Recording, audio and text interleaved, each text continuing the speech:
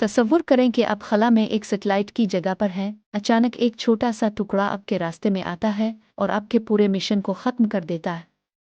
ये कोई फिक्शन नहीं बल्कि वो हकीकत है जिसका सामना हम सबको खला के मलबे की सूरत में हो रहा है। बिल्कुल, मैं आपको केस्लर सिंड्रोम की गहराई में लेकर चलता हूँ और इस खला के मलबे के बहरान को ऐसे तरीके से तोड़कर बयान करता हूँ जो हर कोई समझ सके। तो केस्लर सिंड्रोम क्या है?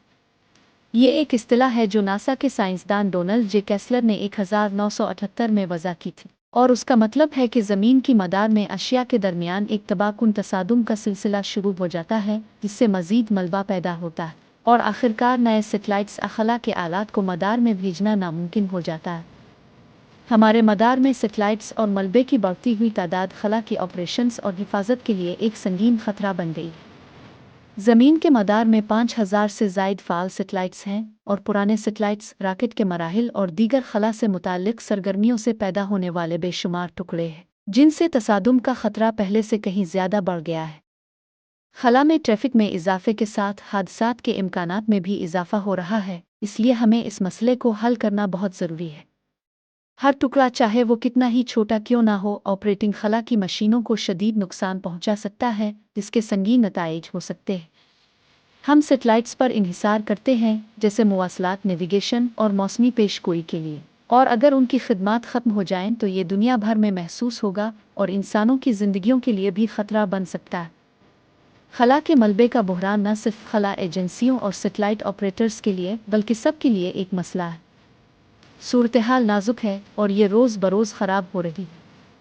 नए सेटेलाइट्स पहले से कहीं ज़्यादा तेज़ रफ्तारी से लॉन्च हो रहे हैं और सेटेलाइट ऑपरेशंस के लिए ज़िम्मेदार कवानीन और रहनुमा खतूत की कमी सूरत हाल को मज़ीद बिगाड़ दी। हमारे मदार में मलबे का जमा होना एक एमरजेंसी की तरह है और हमें फ़ौरन इक़दामात करने की ज़रूरत है, वरना ये देर हो जाएगी। अमल न करने के नताइज तबाहकुन होंगे और खला की तलाश और इस्तेमाल के हमारे इम्कानात पर तवील अलमुद्दती असरात डालेंगे। खला के मलबे की वजूहात पेचीदा हैं, लेकिन उन्हें चंद अहम अवामिल में समोदी जा सकता है। गैर काबू पाने वाले सेटेलाइट धमाके, तर्क करदा रॉकेट के मराहिल और सेटेलाइट्स की जान बोझ कर तबाही जैसे कुछ असबाब हैं जिनकी वजह से हमने ये गड़बड़ पैदा की।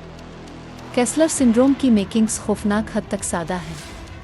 जब दो अशिया टकरा जाती हैं तो वो छोटे टुकड़ों में तकसीम हो जाती हैं जो फिर दीगर अशिया से टकराकर मज़ीद मलबा पैदा करती है। ये सिलसिला रद्द-ए-अमल इस वक्त भी शुरू हो सकता है जब मलबे का छोटा सा टुकड़ा भी किसी चीज़ से टकरा जाए और एक बार शुरू होने के बाद इसे रोकना तकरीबन नामुमकिन है। केस्लर सिंड्रोम के असरात वसी और तबाहकुन हैं। अगर हम इस मसले को हल करने में नाकाम रहे तो हम खला तक रसाई खो सकते हैं। नए सेटेलाइट्स और आलात को लॉन्च करने की लागत आसमान को छू जाएगी, जिससे ये माशी तौर पर नामुमकिन हो जाएगा। खला के इस्तेमाल की सलाहियत खोना हमारी मईशत, सिक्योरिटी और रोज़मर्रा की ज़िंदगी पर संगीन असरात डालेगा। ये एक बदतरीन मंजरनामा है जिससे हमें बचना है।